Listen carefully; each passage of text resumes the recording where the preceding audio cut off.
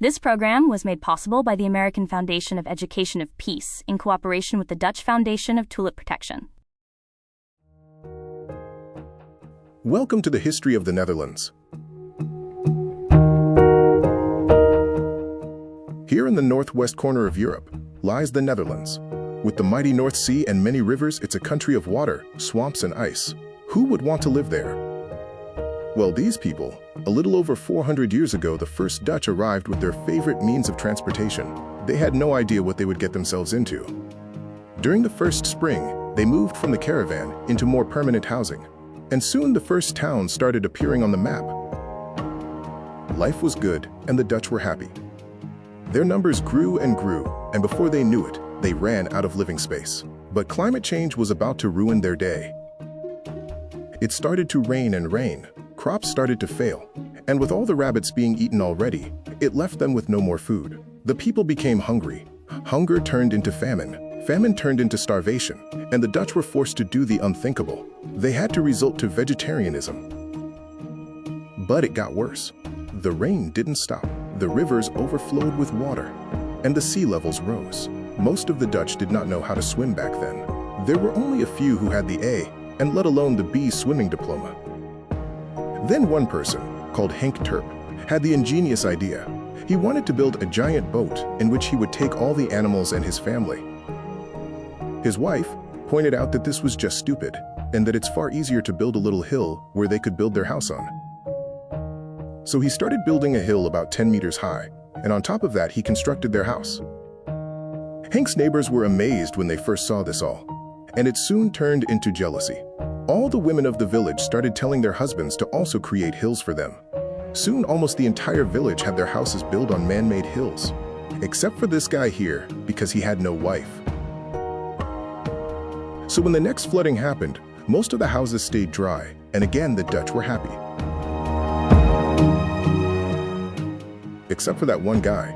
He now had to sit on the top of his house and wait till a helicopter comes to save him, which can take a few minutes at least. If only he had not killed his mammoth to make a nice cover for his bed.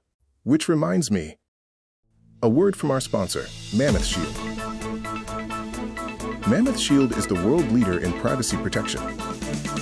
Are you sick and tired of your neighbors listening to your conversations through your mud wall?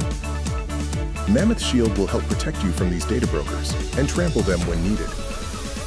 Protect yourself today for only 5 spear points a month. Use the code MAMMOTHSHIELDNOW for an extra 5% discount. And now back to our show. You remember Mr. Terp? Well, he had another great idea. Why don't we connect all these hills with dikes? That way we can still visit everyone while everything is flooded. The dikes were a great success. No longer did they fear the water.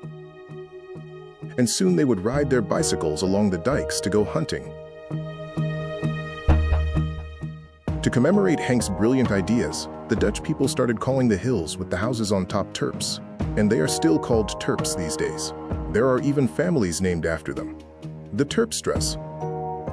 Now that the Dutch had less worries and more time, the people started to prosper again. They started brewing beer, making the first bars, and sitting outside enjoying some cold drinks. The Dutch culture started to take form. Life was good. For now. Not far away from the Dutch coast, in a region of the North Sea, what is now called the Doggerbank, a massive tragedy was unfolding. The island of Atlantis was sinking below the waves. Soon after, the first ships with Atlantean refugees landed on the Dutch coast, and they were welcomed by a local tribe. These Atlanteans, called Frisians in their own language, brought with them many new technologies, like glowing rocks, bronze arrowheads, and crystal magic balls. During one of the bi-weekly meetings of the Dutch tribe leaders, one of the leaders showed one of the Frisian glowing rocks. The leader who held the rock spoke about the great powers this magical item possessed. No longer did he have to search for his caravan keys in the dark. No longer did he have to step in cow dung because he had to pee at night. It was simply life-changing. Too bad he didn't know that the cause of this glow was some kind of gamma radiation, which would probably give him cancer in the long run. The leaders decided that it would be for the best of all the tribes to start a war with these Frisians. The First Dutch-Frisian War. The Dutch tribes decided that a three-pronged attack would be the best battle plan, because they had seen on the internet that other countries did the same thing. The combined army of the Dutch tribes gathered at sunrise near what is now the city of Wijk by Duurstede. They split up in three parts and started marching towards the Frisian invaders. But the Frisians had seen in their crystal balls that the combined Dutch army was on their way, and they were making ready for war. On the morning of 23rd Freya's Day of the year 1305 BC, both armies formed in front of each other. The two leaders came together to see if they could negotiate terms to prevent this war. The Dutch leader demanded that the Frisians would give up all the glowing rocks and magic crystal balls. But the Frisian leader refused the demands, and a battle was about to take place. The battle started with the MC blowing his horn. Both sides fought furiously. The battle took long, and the fighting was heavy. The Dutch and the Frisians took many casualties. After many hours, there was not a clear winner, but the Dutch had a trick up their leathered sleeves. A warband of Dutch mounted archers flanked the Frisians. This proved to be the killing blow for the Frisian army, and they were defeated. Being victorious, the Dutch warriors marched back to their lands with the spoils of war. Once they returned home, they decorated their places with these magical glowing rocks and had a big party to celebrate their victory.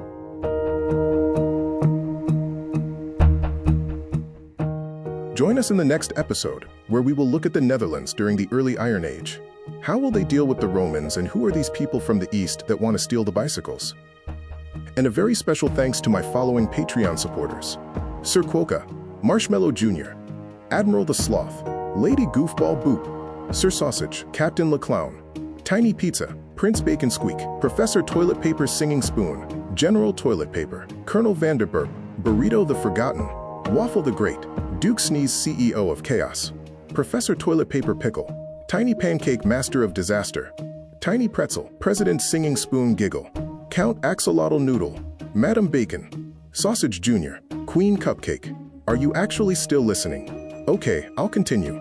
Sirloin Expired Milk, CEO of Chaos, King O Cheese, Meerkat the Great, Sirloin Taco Nonsense, Baron L Snort, Broken Pencil King of Cringe, Madam O Expired Milk, Captain Left Sock, Detective Fart, Professor Noodle the Forgotten, President Axolotl Fart, Sirloin L Wiggle, Duchess Jellybean the Magnificent, Admiral La Nonsense, Quokka Queen of Quirk, President Goofball Master of Disaster, Bacon the Magnificent, Grand Sausage Pangolin, Mayor Pancake, Sirloin McSock, Ultra Noodle Master of Disaster, Ultra Honk Emperor of Embarrassment, Absurdity Esquire, Madam Invisible Friend, General Cupcake Rubber Duck, Pancake PhD, Baron Honk Esquire, Mayhem the Slightly Confused, Duke Singing Spoon Llama, Expired Milk Emperor of Embarrassment, Count Burrito Giggle, Tiny La Lost Marble, Ultra Fart, Sir Pancake CEO of Chaos, Marshmallow 3, President Dare Spilled Cereal,